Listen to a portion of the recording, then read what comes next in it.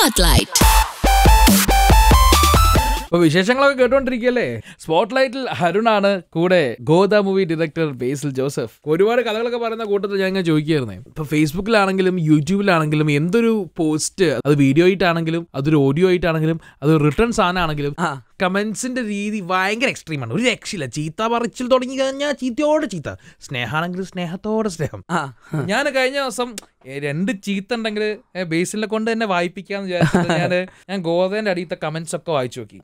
കുഞ്ഞിരാമായണത്തിന്റെ അടിയത്തെ comments ഒക്കെ വായിച്ചു, ഗോതേന്റെ ട്രെയിലറിന്റെ അടിയത്തെ കമന്റ്സും. പക്ഷെ എവിടെയും കുറ്റം പറിച്ചിട്ട് വളരെ കുറവാ ബ്രോ. നിങ്ങൾ എല്ലാവർക്കും ഭയങ്കര ഇഷ്ടമാണ് തോന്നുന്നത്, പറയരുത്. ഈ ക്രിട്ടിക്സ് ഇല്ലെങ്കിൽ നമ്മളില്ല.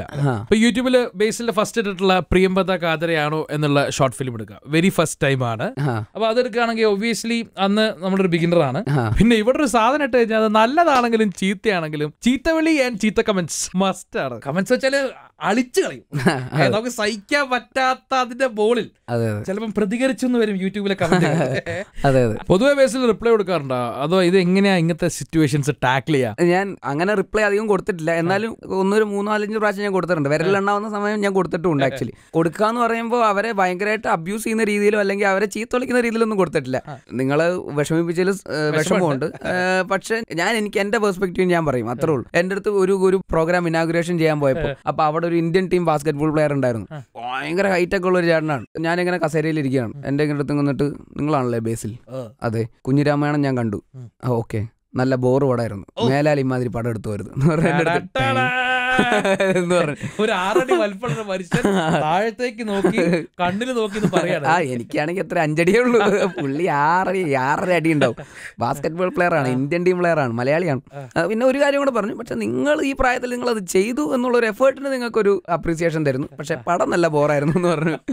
ഇനിയിപ്പോ അപ്രീസിയേഷൻ കിട്ടിയിട്ട് ഇപ്പൊ എന്തിനാ, കേട്ടല്ലോ താങ്ക്സ് എന്ന് പറഞ്ഞു, അല്ലാണ്ട് ഇപ്പൊ ഒന്നും ചെയ്യാൻ പറ്റില്ല. അപ്പൊ നേരിട്ട് പിന്നെ പുള്ളിയുടെ അടുത്ത് ഞാൻ ഒന്നും പറഞ്ഞില്ല, കാരണം പുള്ളിയുടെ സൈസൊക്കെ വെച്ചിട്ട് നമ്മൾ വെറുതെ റിസ്ക് എടുക്കാൻ നിൽക്കണ്ടല്ലോ. ഒരു തട്ട് തന്നാൽ പറന്നു പോകുന്ന ആളാണ്. അപ്പൊ യൂട്യൂബിലും ഓൺലൈനിലുള്ള കമന്റ്സ് ഒക്കെ നമ്മൾ കുറെയൊക്കെ ഇഗ്നോർ ചെയ്യാന്നുള്ളതേ ഉള്ളൂ. കുറച്ച് അത് ഒന്ന് ശീലമായി. ഇപ്പോൾ അതിനെ എങ്ങനെ കടിച്ചമർത്തുക എന്നൊക്കെ ഉള്ളൊരു, നമ്മൾ അറിയാത്ത ആൾക്കാരാണ് അങ്ങനെയുള്ള. ഇപ്പൊ അറിയുന്നവരാരും നെഗറ്റീവ് ഇട്ട് ഞാൻ ഇതുവരെ കണ്ടിട്ടില്ല. പല വെവൃത്തിയായിട്ട ടേംസ് ഉപയോഗിച്ചിട്ട് നെഗറ്റീവ് പറയാം, തെറി വിളിക്കാം. അതൊന്നും ഒരു കൺസ്ട്രക്റ്റീവ് ക്രിറ്റിസിസം അല്ല. കൃത്യമായി ക്രിറ്റിസൈസ് ചെയ്യുന്നവർക്ക് റിപ്ലൈ കൊടുക്കാവുന്നതാണ്. അതെ, അവർക്ക് നമ്മൾ മാന്യമായിട്ട് തന്നെ റിപ്ലൈയും കൊടുക്കും.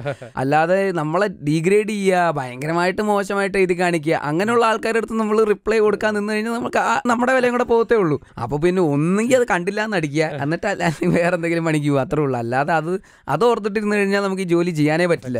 ഇപ്പൊ കുഞ്ഞിരാമായണം ഈ ക്രിട്ടിസൈസ് ചെയ്ത ആൾക്കാരുണ്ടെങ്കിൽ തന്നെ ഓൺലൈനിലുള്ള ആൾക്കാരല്ല ആ സിനിമ വിജയിപ്പിച്ചത്. ആ സിനിമ വിജയിപ്പിച്ചത് സാധാരണക്കാരായ ആൾക്കാരാണ്.